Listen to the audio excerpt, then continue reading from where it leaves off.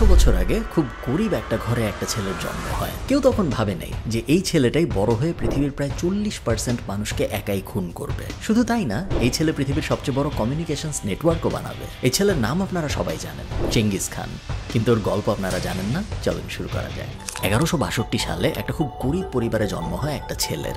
বাবা আদর করে নাম রাখে তেমুজিন। তেমুজিনের বাবা যদিও বড় লোক ছিল না, কিন্তু মঙ্গোলিয়ান ছোট্ট একটা এলাকার রাজা ছিলেন এবং বেশ ওয়েল রেসপেক্টেড একটা মানুষ ছিলেন। সবাই ওনাকে অনেক মান্যগণ্য করতো এবং ওনার মেইন পেশা ছিল নৌকা চালানো। যদিও নৌকা চালানোর পাশাপাশি উনি আরো কিছু কাজকর্ম করতো। তো তেমুজিনের বয়স যখন 9 বছর, তখন ওর বাবা ওকে 2 গ্রাম পরের আরেকটা গ্রামে নিয়ে যায়। কেন জানেন?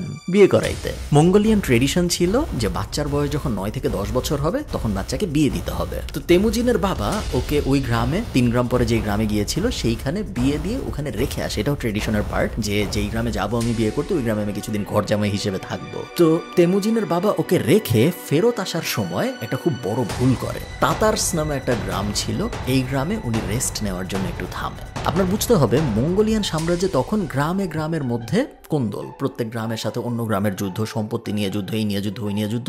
ঠিক যুদ্ধ বলাটা ঠিক না, মারামারি কামড়াকামড়ি টাইপ অবস্থা। তাতার্স গ্রামটা ছিল একটা শত্রু গ্রাম। এই গ্রামের একজন উনাকে দুধ খেতে দেয় এবং উনি এত কিছু না ভেবে, একজন দুধ খেতে দিয়েছে, উনি টায়ার্ড, উনি দুধটা খায়ও। কিছু বোঝার আগেই কিছুক্ষণের মধ্যে উনি তারপর মারা যায়। আপনি জিনিসটা চিন্তা করেন, তেমুজিন মাত্র বিয়ে করছে। বিয়ের কথা বাদ দেন, ওর বয়স মাত্র 9। এমন একটা সময়ে মাত্র বিয়ে করা একটা ছেলের কাছে খবর আসে যে বিয়ে করাই দিয়া ফেরত যাওয়ার পথে ওর বাবা মারা গেছে। মারা যায় নাই, খুন হয়েছে। মঙ্গোলিয়ান ট্র্যাডিশন ছিল যে বাচ্চা বড় নাকি ছোট এটা কোনো ব্যাপার না, যদি ছেলে বাচ্চা হয় এবং তার বাবা যদি রাজা থাকে ট্রাইবের, তাহলে বাবা যদি মারা যায় তাহলে ছেলের ইমিডিয়েটলি দায়িত্ব নিতে হবে। মাত্র 10 বছর বয়সে সদ্য বিবাহিত এই পিচ্চি ছেলের হাতে দায়িত্ব চলে আসে মঙ্গোলিয়ান একটা ট্রাইবের। আচ্ছা, তেমুজিন এই তাতার্স গ্রাম, যে গ্রামের একজন দুধ ওর বাবাকে মেরে ফেললো, এই গ্রামটার সাথে কি করেছিল এই গল্পে আমি পরে আসতেছি, বাট চলুন আমরা গল্প একটু আগাই। তো আপনারা বুঝতে পারতেছেন অবস্থা কি হইলো। তেমুজিনের কাঁধে পুরা ওর এলাকা সামলানোর দায়িত্ব।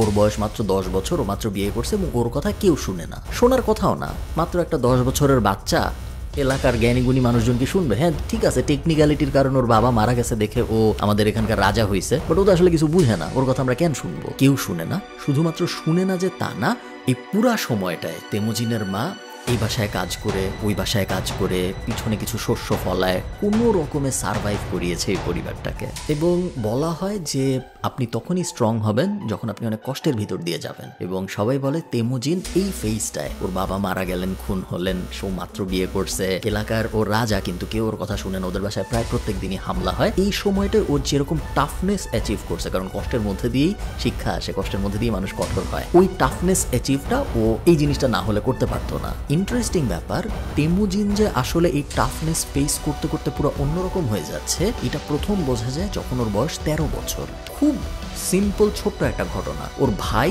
আর ওর মধ্যে খাবার নিয়ে মারামারি হচ্ছিল, অনেকটা মিনা কার্টুনের মতো, কার প্লেটে বেশি থাকবে, কার প্লেটে কম থাকবে, এটা নিয়ে একটা সিলি মারামারি হচ্ছিল। এই সিলি মারামারি করতে করতে তেমুজিন কেন জানি অনেক রেগে যায় এবং ওর ভাইকে খুন করে ফেলে। এটা ছিল তেমুজিনের প্রথম খুন এবং প্রথম খুনটাও করে নিজের ভাইকে।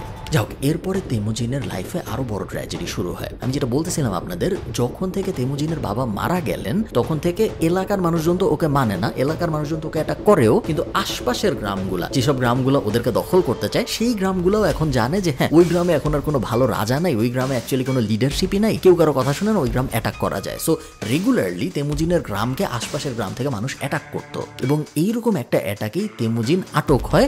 ওকে কৃতদাস বানায় আরেক গ্রামে নিয়ে যাওয়া হয়। ওকে সারাদিন শিকল পরায় রাখা হইতো, গলায় কুকুরের মতো একটা বেল্ট পরায় রাখা হইতো, কারোর সাথে ও কথা বলতে পারতো না, কোনো সময় খাবার পাইতো, কোনো সময় পাইতো না।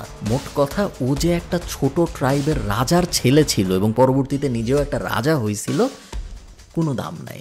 ওই সময় ওই গ্রামের একটা ফ্যামিলি ওকে অনেক হেল্প করে এবং কেন হেল্প করে এটা কেউ জানে না, বাট ওকে পানি দেয়, লুকায় ওকে খাবার দেয় এবং শেষ পর্যন্ত ওকে পালাইতেও হেল্প করে। তেমুজিন পালানোর পরে আপনি চিন্তা করেন, ছোট ছেলে পালায়, ও কোনো রকমে ওর পুরানো ট্রাইবে ফেরত আসে এবং ওর মনে থাকে যে আমি আর কিছু করবো না, আমি মাত্র বিয়ে করছি। ওর বউ ততদিনে, ওর বয়সও 14-15 হয়েছে, ওর বউয়ের বয়সও 15-16 হয়েছে, দুইজন মানে একটু বড় হয়েছে এবং ওনার প্ল্যান হইলো যে আমি এখন আর কিছু করবো না, আমি আমার বউকে নিয়ে এই ট্রাইবে সুখে শান্তিতে আমার জীবন কাটাই দিব। কিন্তু অবশ্যই তা হয় না। ওই গ্রামে আবারও অ্যাটাক হয় এবং এইবারের অ্যাটাক আরও খারাপ, কারণ এইবারের অ্যাটাকের পরে গ্রাম তো তছনছ হয়ই, একই সাথে তেমুজিনের বউকে কিডন্যাপ করে নিয়ে যায়। আপনি চিন্তা করেন 15 বছর বয়সের একটা বাচ্চা গত 6 বছরে ভয়ঙ্কর রকমের কষ্টের মধ্যে দিয়ে গেছে, নিজেও অনেক কঠিন কাজকর্ম করছে, নিজের ভাইকে খুন করছে, নিজে কৃতদাস হিসেবে ট্র্যাপড হয়েছে, সেখান থেকে আবার পালায় আসছে, কোনো রকম একটু সেটেল হওয়া যখন শুরু করছে তখন আবার এই কাহিনী। ও পুরা পাগলের মতো হয়ে যায়। প্রতিদিন সকালবেলা তেমুজিন উঠে ও সবার সাথে কথা বলতো যে হ্যাঁ আমার ওয়াইফকে উদ্ধার করার জন্য আমি এই করবো, আমি এই প্ল্যান করতেছি, ওই প্ল্যান করতেছি। কেউ কথা শুনতো না, কারণ বাচ্চার কথা কে শুনবে, ওর কোনো পাওয়ারও নাই, যার পাওয়ার নাই তার কথা শোনার তো কিছু নাই। ইভেনচুয়ালি ওর বাবা যখন রাজা ছিল, ওর বাবাকে যেহেতু অনেকে পছন্দ করতো, এই কারণে কিছু কিছু মানুষ বলে ঠিক আছে তুমি যদি আসলেই ওই গ্রাম অ্যাটাক করতে চাও যেই গ্রাম ওর ওয়াইফকে কিডন্যাপ করে নিয়ে গেছে, আমরা তোমার সাথে আসি। কোনো রকমে 3,500-এর মতো মানুষ যোগ হয় এবং এই 3,500 মানুষ মিলে ওই গ্রাম অ্যাটাক করে ওরা। ভয়ঙ্কর যুদ্ধ, এবং এটা ওর জীবনের প্রথম যুদ্ধ। এই যুদ্ধে ও তো ওয়াইফকে ছাড়ায় আনেই, একই সাথে ওই গ্রাম একদম তছনছ করে মাটির সাথে মিশাই দেওয়া হয়। সবাই হঠাৎ খেয়াল করে যে হ্যাঁ এই তেমুজিন ছেলেটা তো যুদ্ধে অনেক ভালো, তেমুজিন ছেলেটা যে যুদ্ধে এত ভালো পারে এটা আমরা কখনো রিয়েলাইজ করি নাই। তেমুজিন নিজেও কয়েকটা ব্যাপার আবিষ্কার করে যেই ব্যাপারগুলা ওকে পরবর্তীতে অনেক হেল্প করছে। 1 নম্বর ব্যাপার হলো ও সবসময় ভাবতো যে মানুষজন তাকেই ফলো করে যার অনেক পাওয়ার আছে, কারণ পাওয়ার থাকলে ভীতি সৃষ্টি করা যায়। আমি একটা রাজার কথা কেন শুনি ওই সময়, কারণ যদি না শুনি তাহলে রাজা আমাকে মারা ফেলবে, বা আমি ওই রাজার কথা কেন শুনবো, কারণ রাজার কথা শুনলে রাজা আমাকে রেওয়ার্ড দিবে। বাট তেমুজিনের কিন্তু কিছুই ছিল না, ও জাস্ট ছোট একটা ছেলে, ও কোনো রকমের মানুষকে কথা বলে বলে কনভিন্স করার চেষ্টা করতেছে। মানুষ যদি ওর কথা না শুনতো যে না আমি যুদ্ধে যাবো না ভাই তোমার সাথে, ওর কোনো পাওয়ার নাই ওই মানুষটারে কিছু করার। আবার কেউ যদি যায়ও যুদ্ধে ওর কথায়, ওর রেওয়ার্ড দেওয়ার মতো কিছু নেই, ও সোনার রূপা দিতে পারবে না ওই মানুষটাকে। তেমুজিন রিয়েলাইজ করে যে না, পাওয়ারই একমাত্র জিনিস না যে জিনিসটা দিয়ে মানুষকে কনভিন্স করা যায়। যদি আপনার ভালো লিডারশিপ কোয়ালিটি থাকে, সেই লিডারশিপ কোয়ালিটি দিয়েও আপনি একদল মানুষকে কনভিন্স করতে পারবেন কোনো একটা লক্ষ্যর দিকে আগানোর জন্য। আচ্ছা আমরা কাহিনী একটু আগাই, কারণ মঙ্গোলিয়ানদের কাহিনী যদি আমি আপনাদের বলা শুরু করি কাহিনী শেষ হবে না, এত এত ইন্টারেস্টিং কাহিনী। এই সময় যখনকার সময় আমি বলতেছি, তখন মঙ্গোলিয়ান সিস্টেমের ভিতরের অবস্থা এত খারাপ, এত এত বিভক্ত ট্রাইব, এত এত বিভক্ত গ্রাম, যে কোন গ্রামে সকালবেলা কে রাজা রাত্রেবেলা কে রাজা কোনো ঠিক নাই। এমন অনেক হয়েছে যে সকালবেলা একজন রাজা হয়েছে, সন্ধ্যা হইতে হইতে সেই রাজাকে মায়েরা আরেকজন রাজা হয়েছে, এবং পরের দিন এসে দেখা গেছে যে যাকে মেরে সে রাজা হয়েছিল তাকে মেরে আবার আরেকজন রাজা হয়েছে। নিজেদের মধ্যেই ওদের ট্র্যাক রাখা কঠিন ছিল যে কখন কোন ট্রাইবের ভিতরে রাজাকে। এইরকম সময়ে তেমুজিন খুব ইন্টারেস্টিং একটা জিনিস চিন্তা করে। তখনও একটা যুদ্ধ অলরেডি জিতছে, যে যুদ্ধ দিয়ে ওর ওয়াইফকে আবার ফেরত আনছে, এবং ও চিন্তা করে যে হ্যাঁ আমার আশপাশে সবাই ছোট ছোট যুদ্ধ করতেছে, সবাই নিজেদের মধ্যে কামড়াকামড়ি করতেছে, আমার কাছে এখন 3,500-এর মতো মানুষ তখন ছিল, পরে যে গ্রাম অ্যাটাক করছে ওই গ্রাম থেকে ও আরো কিছু মানুষ নেয়, আমার কাছে 5-6 হাজারের মতো মানুষ আছে যারা আমার প্রতি লয়াল। বাকি সবাই যখন ছোট ছোট কামড়াকামড়িতে ব্যস্ত, আমার এই 6,000 মানুষ নিয়ে কি আমি ওগুলার কোনোটাকে অ্যাটাক করে নিজের ভিতরে নিয়ে আসতে পারি? অনেকদিন ভেবে তেমুজিন বলে যে না, এই জিনিস আসলে এখন করা সম্ভব না, আমার আর্মি আরো বড় করতে হবে, এবং ওর পুরা ফোকাস আর্মি বড় করার দিকে দেয়। ছোট ছোট ইউনিট, 50 জনের ইউনিট, 100 জনের ইউনিট, এবং প্রত্যেক ইউনিটের একজন সেনাপতি। এবং তেমুজিনই প্রথম বলে যে সেনাপতি হবে কম্পিটেন্সের উপর ভিত্তি করে, স্কিলের উপর ভিত্তি করে, বয়সের উপর ভিত্তি করে না। এর আগে মঙ্গোলিয়ান সিস্টেম যেটা ছিল যে কোনো একটা দলের সেনাপতি হইতো যে সবচেয়ে সিনিয়র সে, কারণ তার প্রজ্ঞা সবচেয়ে বেশি, তার জ্ঞান সবচেয়ে বেশি। তেমুজিন আইসা বলে যে ভাই এত সিনিয়র জুনিয়র বুঝি না, আমি নিজেই ছোট, আমি বিশ্বাস করি যে যেই লোক সবচেয়ে ভালো যুদ্ধ পারে তার সেনাপতি হওয়া উচিত। এখন সে যদি 10 বছর বয়সী হয় তাহলে 10 বছর বয়সী জন হবে, সে যদি 70 বছর বয়সী হয় 70 বছর বয়সী জন হবে। শুধু তাই না, তেমুজিন বলে যে এখন থেকে যখনই আমরা কোনো যুদ্ধ লড়বো, ওই যুদ্ধ আমি যদি জিতি তাহলে জেতার পরে আমরা যা পাবো সম্পত্তি সব আমার সৈন্যদের মধ্যে ভাগ হয়ে যাবে। এট দ্য সেম টাইম ও এটাও বলে যে যদি কেউ আমার সাথে বিট্রে করে তাহলে তার সাথে আমি এমন জিনিস ঘটাবো যা সে কখনো কল্পনাও করে নাই। এবং আসলেও তাই হয়। একবার একটা জেনারেল ওর সাথে বিট্রে করে, এবং ও বিশাল একটা মাঠের ভিতরে মাঝখানে একটা ডেকচি বসায়, সেই ডেকচিতে পানি গরম করে, পানি যখন ফুটতেছে তখন ওনাকে সিদ্ধ করে, এবং সবার সামনে করে এটা। এই জিনিস শুনে আপনার মনে হচ্ছে যে তেমুজিন মনে হয় অনেক কঠোর একটা মানুষ ছিল, এবং রাইটলি সো, কঠোর একটা মানুষ আসলে উনি ছিল। But at the same time Temujin কিন্তু একের পর এক গ্রামের পর গ্রামকে ফরগিভও করছে বা মাফও করে দিছে। উনার ফিলোসফি ছিল যে বড় বড় শত্রুগুলাকে মারবো, কিছু মারবো এক্সাম্পল সেট করার জন্য, বাট ম্যাচ লেভেলে আমি সবসময় ক্ষমাই করব, মারবো না। এবং এই স্ট্র্যাটেজি খুব ভালো কাজ করে। 1206 সালে এসে দেখা যায় যে পুরা মঙ্গোলিয়ান এম্পায়ারের কন্ট্রোল তেমুজিনের হাতে চলে আসছে। পুরা মঙ্গোলিয়ান এম্পায়ার এত বিভক্ত একটা এম্পায়ার, এতগুলা রাজা, এতগুলা ট্রাইব, এই জিনিস যে একজন মানুষের কন্ট্রোলে চলে আনা সম্ভব এটা কেউ কখনো কল্পনাও করতে পারেনি। তেমুজিনের বাবা পারে নাই, তার বাবা পারে নাই, তার বাবা পারে নাই, কখনো ইতিহাসে এমন হয়নি পুরো মঙ্গোলিয়ান ট্রাইব, পুরো মঙ্গোলিয়ান সাম্রাজ্য একজন রাজার নিচে চলে আসছে, যেটা তেমুজিন সম্ভব করে। তখন সবাই বলে হ্যাঁ, তেমুজিন যেহেতু এরকম একটা অসম্ভব জিনিসকে সম্ভব করলো, ওকে তো একটা উপাধি দেওয়া উচিত, তাই না? এবং এই কারণেই তখন ওকে একটা উপাধি দেওয়া হয়। তেমুজিনকে এখন আর আমরা তেমুজিন বলবো না, তেমুজিনের নতুন নাম চেঙ্গিস খান। চেঙ্গিস খান কথাটার আক্ষরিক ইংলিশ হলো ইউনিভার্সাল রুলার। আপনি একটা জিনিস খেয়াল করেন, চেঙ্গিস খান যখন চেঙ্গিস খান হইল, মানে ইউনিভার্সাল রুলার হইল, ওর কিন্তু সোনাদানা নাই, ওর প্যালেস নাই, ওর জায়গা জমি কিছুই নাই, ওর শুধু জাস্ট একদম মানে ওকে ফলো করে পাগলের মতো এরকম একটা আর্মি আছে, এছাড়া আর কিচ্ছু নাই ওর। তো এরপর চেঙ্গিস খান সব লিডাররা যা ভাবে তাই ভাবলো যে পুরা মঙ্গোলিয়ান এম্পায়ারকে আমি আমার নিচে নিয়ে আসছি, এখানে আমি কেন থামবো, আমার আরো আগায় যাওয়া উচিত, আমার দেখা উচিত আমি পৃথিবীর আর কোন কোন প্রান্ত আমার নিজের আন্ডারে নিয়ে আসতে পারি, আমি যুদ্ধ আরো বড় করব। শুরু হয় মঙ্গলদের পৃথিবী দখল করার পরিকল্পনা। মঙ্গোলিয়ানরা খুব সিরিয়াস ছিল এবং খুব স্ট্র্যাটেজিক ছিল এই ব্যাপারে। ওরা বলে যে প্রথমে আমরা কিছু আইন বানাবো, যে আইনগুলো আমরা নিজেরা মানবো, তারপরে যাই আমরা যুদ্ধের দিকে আগাবো। এবং এই আইনগুলা সিম্পল আজকে শোনায়, বাট বেশ সফিস্টিকেটেড ওই সময়ের জন্য। যেমন একটা আইন, যার যার ধর্ম পালনের স্বাধীনতা। এটা আমরা এক্সপেক্ট করি না যে ওই সময়ে এরকম একটা আইন খুব সহজেই মানুষ মানবে, বাট তাই হয়েছিল, যার যার ধর্ম পালনের স্বাধীনতা দেওয়া হয়েছিল ওই সময় মঙ্গোলিয়ানদেরকে।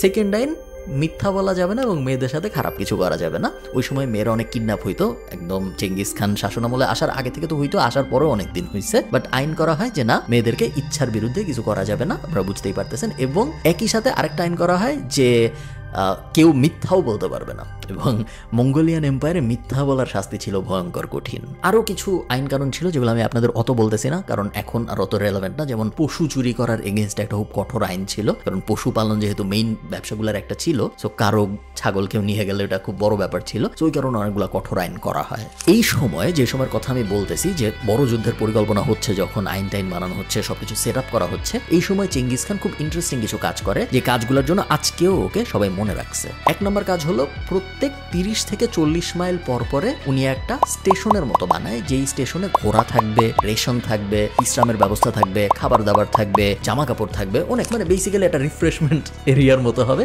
40 মাইল পর পর। এবং এই কারণে মঙ্গোলিয়ান আর্মি একদিনে হাজার হাজার মাইল চলে যেতে পারতো, কারণ 40 মাইল পরে যেও ঘোড়া বদলাইতে পারতো। রিফ্রেশমেন্ট সেন্টারের ভিতরে অন্য ঘোড়া ছিল, রিফ্রেশমেন্ট সেন্টারের ভিতরে অন্য জামা কাপড় ছিল, খাবার দাবার ছিল, কোনো সমস্যা হইতো না। ওরা যাইতো, ঘোড়া বদলাইতো, রেস্ট নিত, তারপর আবার রওনা দিত। এই কারণে মঙ্গোলিয়ান আর্মি যত ফাস্ট মুভ করতে পারতো ওই সময়, পৃথিবীর আর কোনো আর্মি এত ফাস্ট মুভ করতে পারতো না। এবং ঠিক এই এক্স্যাক্ট কারণে এই যে 40 মাইল পর পর একটা করে হাব বানাইছিল চেঙ্গিস খান, এই কারণেই ওকে বলা হয় পৃথিবীর প্রথম কমিউনিকেশনস নেটওয়ার্ক বানানোর কারিগর। ইন্টারনেটের আগের যুগের ইন্টারনেট বলা হয় চেঙ্গিস খানের এই আর্মির রুটটাকে। এখন মজার কাহিনীটা আপনি দেখেন, মঙ্গোলিয়ান আর্মি একের পর এক শহর দখল করতেছে। At the same time Mongolian army কিন্তু ওই সময় পৃথিবীর সবচেয়ে পাওয়ারফুল আর্মি না, এবং মঙ্গোলিয়ান এম্পায়ার পৃথিবীর সবচেয়ে বড় এম্পায়ারও না। ওই সময় পারস্য এম্পায়ার আছে, ওই সময় চাইনিজ এম্পায়ার আছে, অনেকগুলো এম্পায়ার আছে যেগুলো আরো বড় বড়, আরো পাওয়ারফুল, আরো নামডাকওয়ালা। এই এম্পায়ারগুলা কিন্তু জানতো যে চেঙ্গিস খান ওইখানে এই কাহিনী করতেছে, কিন্তু চাইনিজ এম্পায়ার, পার্সিয়ান এম্পায়ার কি ভাবতো জানেন? যে ধুর, কোথায় ওই জঙ্গলের মধ্যে মঙ্গোলিয়ানরা কি মারামারি করতেছে, আমাদের কিছু যায় আসে না। চায়না, পার্সিয়া, এশিয়া এরা কখনো ভাবতেও পারে নাই যে চেঙ্গিস খানের এত সাহস হবে যে ও এত দূর পর্যন্ত চলে আসবে। ও ইমিডিয়েটলি ইরান, উজবেকিস্তান, আফগানিস্তান ওই বেল্টটা দখল করার দিকে চলে যায়। অন অ্যাভারেজ প্রত্যেক দিন চেঙ্গিস খান 1টার থেকে 2টা পর্যন্ত শহর দখল করতেছিল তখন। এবং আপনারা হয়তো অনেকে শুনছেন, একটা খুব ফেমাস লাইন আছে চেঙ্গিস খানের, পার্সিয়ান এম্পায়ার দখল করা শুরু করার সময় একটা মসজিদের উপরে উঠে, মিনারে উঠে বলে যে, মিনারে উঠে একদম নিচে অনেক মানুষজন আছে, যুদ্ধ শেষ হয়েছে, মাত্র শহরটা দখল করছে, এরকম সময় ও মিনারে উঠে নিচে সবার দিকে তাকায় বলে যে, তোমরা ভাবতেছো যে তোমরা অনেক ভালো, আসলে তোমরা অত ভালো না, তোমরা অনেক খারাপ, তোমরা খারাপ এই কারণেই গড আমার মতো একজনকে পাঠাইছে তোমাদের পানিশমেন্ট দিতে। 1220 সালে এসে দেখা যায় যে চায়না বলেন, কোরিয়া, এমন কিছু নাই যে মঙ্গোলিয়ান এম্পায়ারের ভিতরে আসে নাই, পুরা দুনিয়ার অর্ধেকের বেশি ও দখল করে ফেলছে। এইখানে কিছু ইন্টারেস্টিং ব্যাপার হয়, যে ব্যাপারগুলো আমার কাছে ইন্টারেস্টিং লাগে, আপনাদের কাছে লাগে নাকি জানি না, আমাকে জানাবেন কমেন্ট আপনাদের লাগে নাকি। ফর এক্সাম্পল, ওই সময় যখনকার কথা আমি বলতেছি, তখন বাণিজ্য কিন্তু অনেক টাফ ছিল। ধরেন আপনি পার্সিয়ান এম্পায়ারে সিল্ক বেচেন, আপনি চায়নায় সিল্ক বেচতে চান, তো পারস্য থেকে আপনি যখন চায়নায় সিল্ক নিয়ে আসবেন, আপনার খুব কঠিন একটা পথ দিয়ে আসতে হবে। এই পথে জলদস্যু আছে, এই পথে ভূমিদস্যু আছে, এই পথে গেরিলা আর্মি আছে। আপনি পারস্য থেকে আসতেছেন চায়নায় ব্যবসা করতে, চায়নার ব্যবসায়ীরা আপনার মালামাল রাইখে দিলেও আপনার কিছু করার নাই।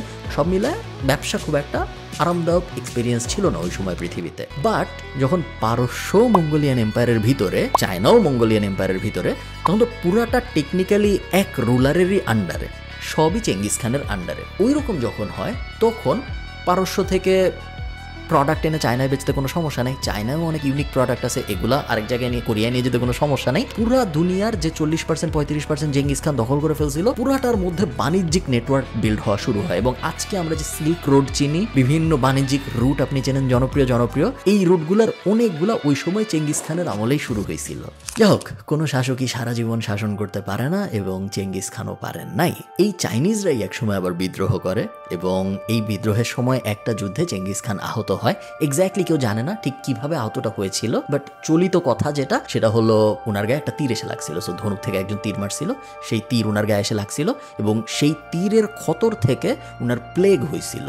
1227 সালে চেঙ্গিস খান অসুস্থ হয় এবং মারা যায়। মারা যাওয়ার আগে উনি স্পেসিফিক্যালি সৈন্যদের ইনস্ট্রাকশন দেয় যে আমাকে কোথায় কবর দেওয়া হয়েছে এটা যেন দুনিয়ার কেউ জানতে না পারে। এবং সৈন্যরা প্রথমে মানুষ দিয়ে ওনাকে কবর দেওয়ায়, এরপরে যারা ওনাকে কবর দিছিল তাদেরকে খুন করে এবং তারপরে নিজেরাও সুইসাইড করে। এই যে চেঙ্গিস খানের পুরো পৃথিবী দখল করার পরিকল্পনা, যে পরিকল্পনা সে অনেকাংশেই সফল ছিল, এই পরিকল্পনা বাস্তবায়ন করতে যে পৃথিবীর প্রত্যেক 10 জন মানুষের 4 জনকেও খুন করছিল সেই সময়। এত বড় এবং এত ভয়ঙ্কর হত্যাযজ্ঞ পৃথিবীতে আগে কখনো হয় নাই এবং ভবিষ্যতেও হয়তো হবে না। এই ছিল চেঙ্গিস খানের গল্প। চেঙ্গিস খান মারা গেল, কিন্তু মঙ্গোলিয়ান এম্পায়ার বড় হওয়ার গল্প কিন্তু শেষ হয় নাই এবং চেঙ্গিস খানের ছেলে এবং ছেলের ছেলে, নাতিপুতিরা মঙ্গোলিয়ান এম্পায়ারকে নিয়ে আরো ইন্টারেস্টিং সব কাজকর্ম শুরু করে যেই দিন চেঙ্গিস খান মরছিল সেই দিন থেকেই। ওই গল্প যদি আপনারা জানতে চান আমাকে অবশ্যই কমেন্টে জানাবেন। ভালো থাকেন সবাই, টাটা।